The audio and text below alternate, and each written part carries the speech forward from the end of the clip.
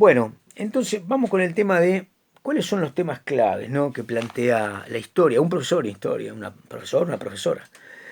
Es decir, a través de las clases en las que enseñamos las variadas temáticas que aparecen en el diseño curricular de historia, la pregunta es, debajo de esto que enseñamos, ¿el formato histórico permite que los alumnos, las alumnas, los que aprenden en las escuelas historia, formateen, generen, elaboren eh, una forma de pensar? ¿Qué es lo que están tramitando debajo de los acontecimientos?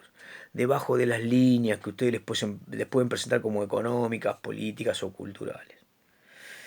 Bueno, Waldo Ansaldi es un historiador argentino.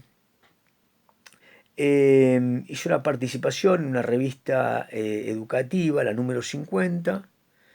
Tiene unos cuantos años, creo que fue del 2006. Son pocas páginas, se las voy a enviar junto con esta charlita. Bueno, lo que dice Waldo Ansaldi es que una forma interesante de avanzar pensando cuáles son los temas clave de la historia es a través de díadas. Díadas serían estos conceptos que van unidos, que no pueden separarse y que permiten ver polarmente un proceso, un fenómeno, ¿no? Bueno, Waldo Ansaldi presenta una cantidad de díadas para establecer cuáles son los temas claves que enseña la historia, los temas fundamentales. Entonces comienza diciendo, eh, planteando como la primer díada la memoria olvido. Dice, bueno, una buena díada para que los alumnos piensen históricamente es que entiendan que todos como sujetos históricos, todos como protagonistas de la historia, como agentes de cambio, no funcionamos desde la memoria. Es muy prístino y transparente y bien pensante creer que tenemos memoria. Entonces la memoria se construye en términos de positividad. Recordamos las cosas buenas para los demás, somos solidarios y, y ahí avanzamos, construimos memoria. La memoria es buena. ¿Qué sucede con aquello que no queremos recordar? La pregunta sería, ¿por qué razones las sociedades desechan acontecimientos, marcas que de alguna manera actualizarían, demostrarían, evidenciarían características no deseadas por esa sociedad? Una forma del ocultamiento y de la negación del conocimiento de las sociedades, del propio conocimiento de las sociedades, es el olvido. Ahora, no vamos a entrar a filosofar mucho más, pero sí quiero que ustedes piensen esto. Hay un proceso que es doble. Recordamos y olvidamos a la vez. Cada uno de nosotros, con su propia biografía, miente descaradamente. Cuando uno dice miento y tiene que fundamentarlo, dice, no, no, presento mi mejor cara, presento mi mejor currículum. ¿Cómo voy a decir que no sé hacer tal cosa o que obtuve determinada calificación de tal manera o que durante un tiempo tan grande, digamos, me mantuve en la pura pereza? Entonces, digo, la, la ocultación con un tiempo de prolongación suele por lo general quedar atada a una forma del olvido.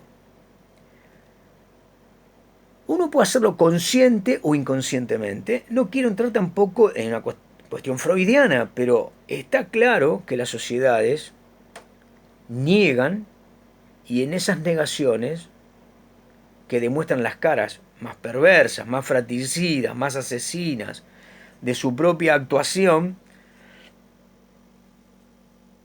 dejan una parte de lo que podrían memorizar, yo les hago una pregunta.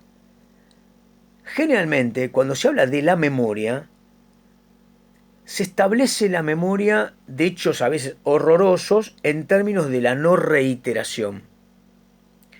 Pero generalmente no hay memorias que establezcan per se la propia inculpación. Recordemos lo que todos nosotros hicimos y qué mal que estuvo. ¿Entienden? Como una declaración de culpabilidad. Como nadie se suicida, las sociedades tampoco olvidan u ocultan de manera,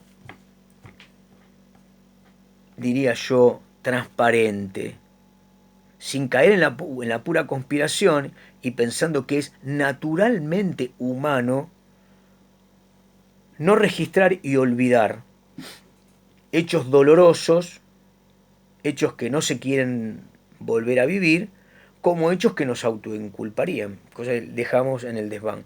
Entonces, memoria y olvido son dos planos de la existencia social pública, colectiva, que se dan en todos los planos.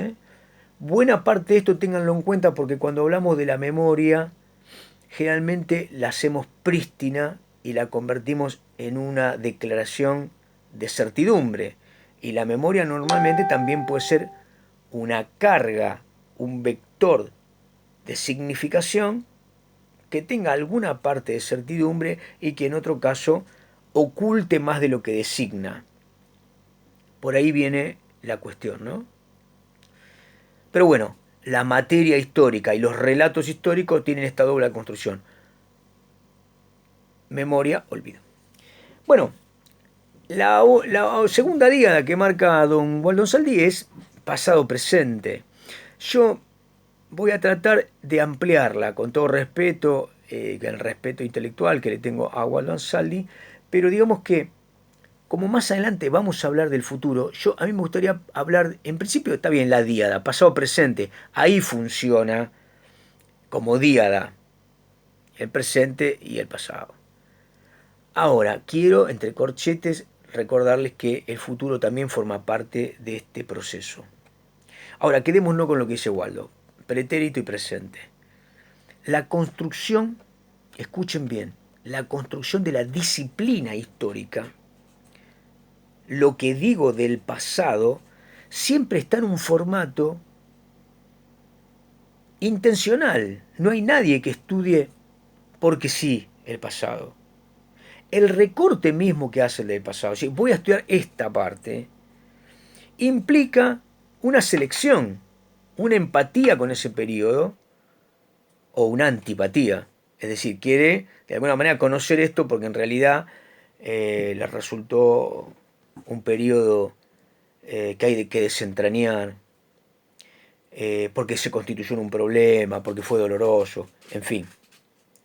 Entonces, pretérito y pasado se convertirían en una díada interesante respecto de qué estudia el historiador. El historiador parece estudiar problemas del presente que van a buscar solución en el pasado. Este sería un formato provisorio. Hay elementos, recortes epocales del pasado que no se revisan durante mucho tiempo. Y cuando ocurre algo en la sociedad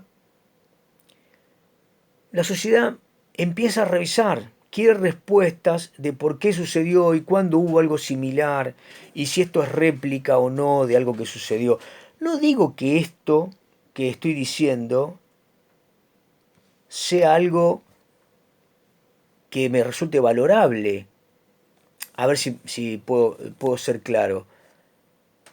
No siempre esta forma de actuar por impulsos, por vulnerabilidades y en formas de estallidos, de emergentes, suele ser lo más razonable. Las escuelas históricas en general producen conocimiento en forma sistemática del pasado. Pero está claro que así sea la forma más sistemática o la más impulsiva, las sociedades van al pasado desde el presente. Van a buscar algún periodo del pasado. y la construcción de algunas razonabilidades del pasado. Más allá de que, repito, la historia disciplinariamente trata de construir una totalidad. Bien, pasemos a la siguiente.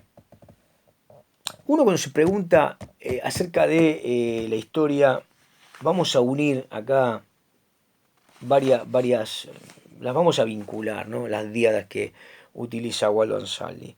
Hay una que, la voy a decir rápido, tiempo y espacio ya la vimos, es decir, es imposible pensar en la espacialidad sin temporalidad y viceversa. Como coordenadas sociales, temporalidad y espacialidad son inescindibles, inseparables. Ahora, cuando pensamos en el cambio y en la continuidad, cambio, continuidad, que se lo presenté como categorías principales de la historia, esto nos lleva a pensar en que toda sociedad mantiene determinados grados de estabilidad durante periodos. Esa estabilidad o la pérdida de esa estabilidad y la aparición de eventos tumultuosos o un nivel de conflicto que amenaza con una inestabilidad límite, lo que tiene en sí mismo es la razón de una voluntad de cambio. A ver si me explico.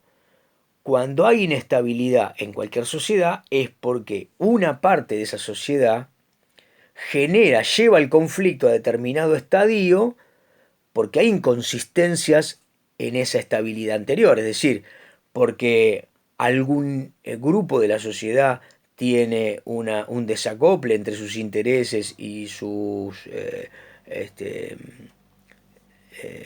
su grado de satisfacción, o porque el poder o la supervivencia, etcétera, alteran esa estabilidad precaria que tiene toda sociedad.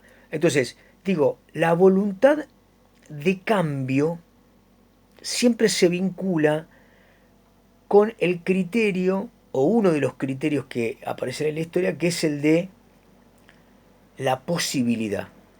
Es decir, el carácter positivo que existe en los protagonistas de la historia la hacemos los hombres. Si nos congregamos con voluntad, razonabilidad y potencia de cambio, alteraremos el curso de los acontecimientos que consideramos injustos, inestables, inequitativos, en fin. Entonces, posibilidad y cambio están cerca.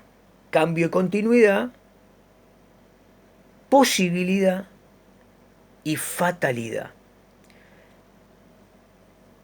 ¿Qué sería la fatalidad? Bueno, en la historia existe, además del cambio, es decir, los que quieren mejorar, progresar, hacer que la justicia, el orden, la libertad, la igualdad avancen, están un sector de la sociedad o los sectores que existen en cada una de ellas que pretenden establecer la tradición, el formato que viene del pretérito, del pasado, establecerlo como norma y que no haya cambio. Un presente absoluto, sin cambio. Un pretérito eterno. La ley dice, el Talmud dice, la Biblia dice, y si hacemos que la moralidad sea respetada en ese libro sagrado, entonces nadie cambiará, todo el mundo aceptará su lugar en la sociedad, respetará las jerarquías. Entonces, la tradición, el status quo, mantienen en algún punto algunos niveles de lo que podemos entender como continuidad. Cambio, continuidad. La continuidad no está solamente atada a que los individuos quieran quedarse en ese status quo. Hay otros elementos de la estabilidad y de la continuidad. De cualquier manera, podemos asociar posibilidad con cambio y fatalidad con continuidad. Estoy pensando fundamentalmente que en la sociedad siempre encontramos las tradiciones, los rasgos de la cultura de la permanencia en un status quo, en una era de oro moral, en la era de los rabínica o en la era de los próceres o en la era de los de las fuerzas morales a las que hay que imitar, que nos proveen de esta amenaza. En la medida que no cumplamos con estas normas, con estos decálogos, con estos mandamientos, con este formato de delineación tradicional, eh, el caos será total. El caos es la fatalidad, la pérdida de estabilidad. El fatalismo es todo puede empeorar. O en todo caso la búsqueda de mejora puede hacer que nos convirtamos en algo mucho peor. Bueno, entonces volvemos. Tiempo, espacio, cambio, continuidad, fatalismo, posibilidad y memoria, olvido. Hasta ahí tenemos esas. No me quiero olvidar de ninguna. Bien, esta no hemos charlado bastante de esto. Es un poquito más complicada. Vamos a decirlo así, en esta clase, un poco más light. En toda sociedad, a lo largo de un tiempo, existen elementos, variables, que unen a los grupos, a los individuos y a los grupos con cierta estabilidad. El orden de todas esas estabilidades, digamos, estabilidad política, estabilidad económica, reitero, no estoy diciendo que eso esté bien, quiero decir que esos rasgos categóricos a lo largo de un tiempo vinculados a la estabilidad le dan una forma reconocible a esa sociedad. Por ejemplo, yo digo la antigua monarquía egipcia. Entonces uno dice, bueno, entre la finalización del cuarto milenio, eh, a lo largo de varios siglos, se unificó el Alto Valle, el Bajo Egipto, en una sola unidad, bla, bla, bla, bla, bla. ¿Qué estoy diciendo cuando digo esto? Se unieron. Estoy diciendo que esa unión permaneció porque hubo un acuerdo entre los productores del valle y del delta, y en realidad ese acuerdo tuvo que ver con la unificación de un Estado que determinó una carga de tareas públicas, trabajos públicos, que constituyeron canalización y una cierta mejora en las cosechas que retribuyó a los productores y generó determinado nivel entre la estatalidad egipcia y esa sociedad civil egipcia que se diversificó. En algún momento esa estructura, esa es la palabra, esa estructura desde donde lo geográfico ambiental, lo productivo económico, lo distributivo socioeconómico, los grados de estatalidad, la estructura jurídica, la estructura religiosa, mantuvieron un formato. Podemos decir que a lo largo de unas cuantas dinastías, Egipto permaneció con estas características, estas otras características, en fin.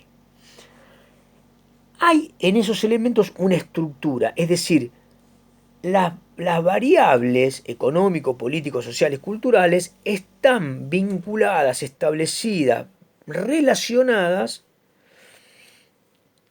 formando, permítanme así, la ligazón, el esqueleto de esa historia. Mientras que los hombres, mujeres, los grupos que vivieron durante esa etapa protagonizaron una serie de conflictos resueltos, de alteraciones, de cambios que no alcanzaron a modificar la estructura, que estuvieron dentro de esa estructura modificando elementos, si ustedes quieren, rangos de cambio que no cambiaron esa estructura. Vamos con otro ejemplo. Historia argentina, 1880-1930, tuvimos 5 décadas. Producción agropecuaria exportable, gran riqueza, inmigración, 5 décadas de estabilidad política con fraude, en fin, con una élite oligárquica, etcétera. La Argentina tiene esa estructura que es reconocible. Modelo agropecuario exportador, introducción en las relaciones capitalistas mundiales, en la división de trabajo social, del neocolonialismo, el imperialismo. Ahí estaba la Argentina, la estructura. Ahora, dentro de esa estructura hubo procesos y acontecimientos. ¿Qué sería proceso? Sería la dinámica que tienen los acontecimientos. ¿Qué serían los acontecimientos? Las unidades contingentes, es lo que nos pasa, le pasa a los individuos, a los sujetos.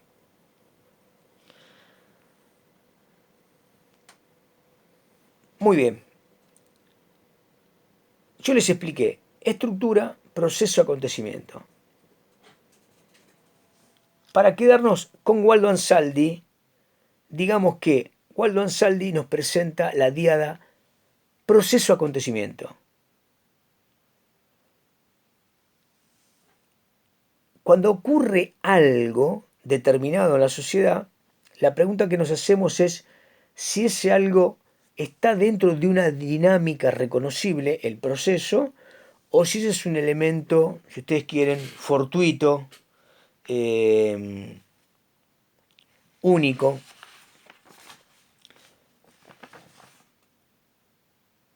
Entonces,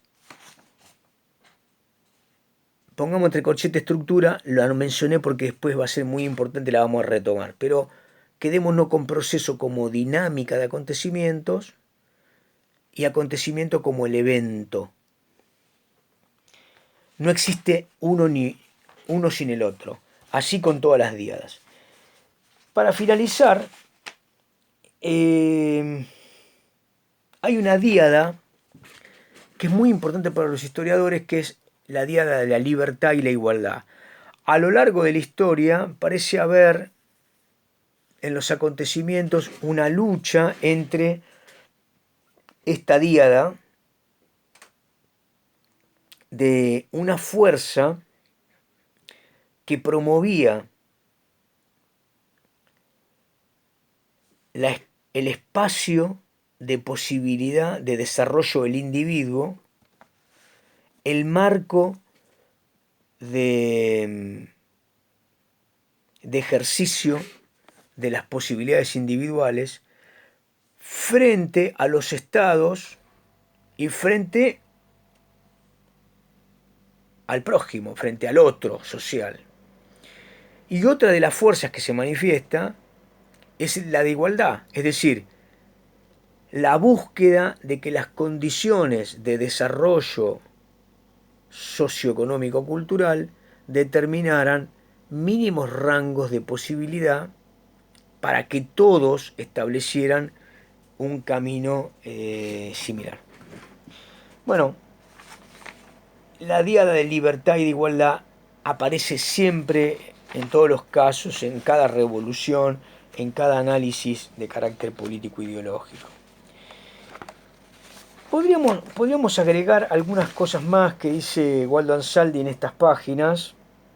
Uno podría también señalar que un elemento que aparece permanentemente registrado cerca de la historia es la necesaria conjugación que el que estudia historia hace de la utopía. Es decir, la utopía como el carácter no conocido, como el no lugar, pero también como ese lugar a conquistar, lo imposible, digamos, el país inexistente, ¿no? Entonces, utopía y distopía también pueden presentársenos como la búsqueda de una sociedad ideal, no existente, y también se podría mirar con el carácter de que tenemos en general en estas últimas décadas respecto de la permanente distopía como la fragilidad de un mundo construido con bases endebles, ¿no? Este, bien, estos elementos centrales no constituyen en sí mismo una razón para que ustedes lo estudien. Me parece que son elementos muy interesantes para reflexionar acerca de qué categorías claves tiene el que enseña historia a la hora de seleccionar contenidos y sobre todo establecer un marco de pensamiento histórico con sus alumnos, de elaboración de pensamiento histórico, que es algo que en el fin es lo más deseable, ¿no? Que finalmente es lo más deseable que logremos con nuestros alumnos. Muy bien, voy a subir estos videos y los materiales que les propuse con alguna mínima referencia de consigna y también se los mandaré por WhatsApp y ahí charlaremos un poco acerca de la necesidad de que tengamos un encuentro en tiempo real, una videoconferencia. Les mando un saludo.